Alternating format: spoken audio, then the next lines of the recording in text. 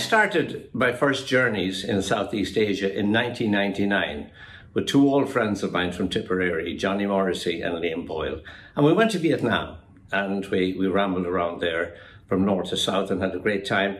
And we went through Bangkok on the way there and on the way home and didn't spend more than a few days there, but I was fascinated by the city, as just about everybody is who comes here. The beauty of it, the multicultural nature of it, the Buddhist, deeply rooted Buddhist culture, which tends to inform most of the things that happen here, and certainly the way that people are. And I knew I wanted to come back, and I did the following year. I knew it was a place I wanted to spend some time in, find things to do, but I also knew that without some kind of an Irish music scene, that it would be difficult for me to engage fully with the place. So I saw an Irish pub called the Dubliner as I was walking around one day, and I went in, and there was Irish music of a sort going on. It was mostly rock music. There was a Japanese fiddler, a man called Tetz, who was playing the fiddle very flamboyantly and jumping up and down on one leg and really having a go at Charlie Daniels specials. And when there was a break, I went to him and said, look, are there any Irish musicians here in this town, people I'd like to meet? He said, there are. And I said, could you arrange that I meet them? He said, I can. So we exchanged telephone numbers, and I got a call from him saying that we're going to meet two Irish musicians the following Sunday, and at the British Club. I'd never been to a British club in my life. So we did. The British Club is a venerable institution formed in 1903. And instead of me talking about the British Club, why don't I bring you there? We're off by taxi now across Bangkok's COVID-free but quiet streets to that famous club.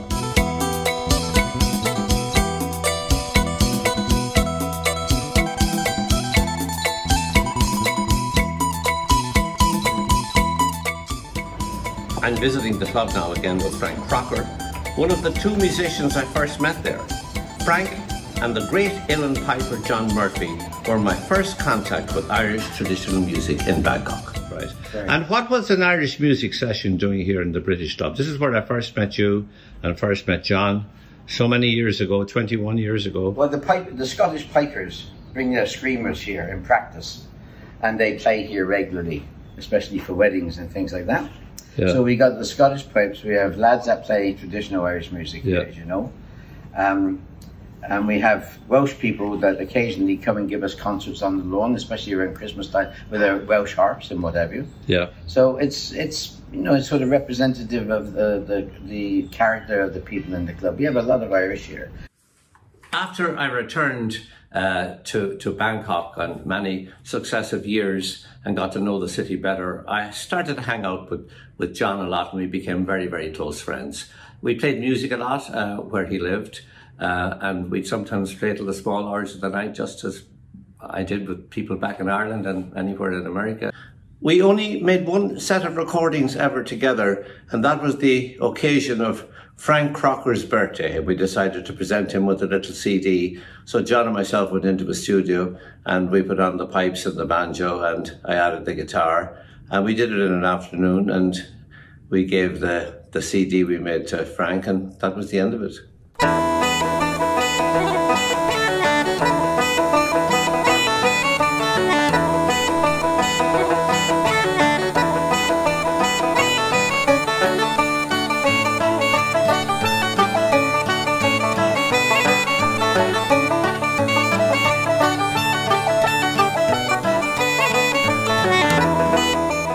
He was a very meticulous man, very well-ordered man, always very, very well presented, and very nice to people, very quirky sense of humour, and you know, a very witty man, but never unkind to people. We started to play in local pubs like the Warsteiner Stuben.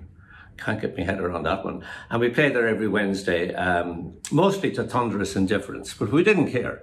We were having fun ourselves. But the most moving experience I think I ever had in my life was when Father Joe Meyer, the director of the Mercy Centre, which is a home for street kids, many of them without parents, lost children who've fallen between all the cracks in society, many of them born at that time with HIV, AIDS, and their parents gone, of course. a home for over 350 kids. He invited us to do some musical presentations there, and he asked us one day, would you go to the wards where the kids are trying to go to sleep? There was one particular ward which is devoted entirely to young children with HIV. And he said, play music for them, make them feel a little better. There was coughing and spluttering, and I'll never forget going in there with the kind of heavy air of the tropics and the fans whirring, and the windows open with mosquito nets there, and the children tossing and turning in the heat and coughing. These were sick children. The meds were good, and many of them survived, but they were very sick at that time. And we started to play music and walk around. And I played the mandolin, and John played the low whistle. And magic happened. Within 15 minutes, they were all asleep. And we came back time after time again, and the same thing happened all the time. And I don't think I'll ever be more conscious of the power of music to transcend situations than those experiences, and we did them for a long time. John, of course, was quirky about it. He says, Moloney, he says, we've graduated from driving people out the door to putting them to sleep. But anyway, we played a lot, and we travelled together. We went to Burma, Myanmar, and played there in villages, brought the pipes and the banjo there, and did cultural exchanges, all very, very informal, at a time when it wasn't even legal to do it, but sure, what the hell.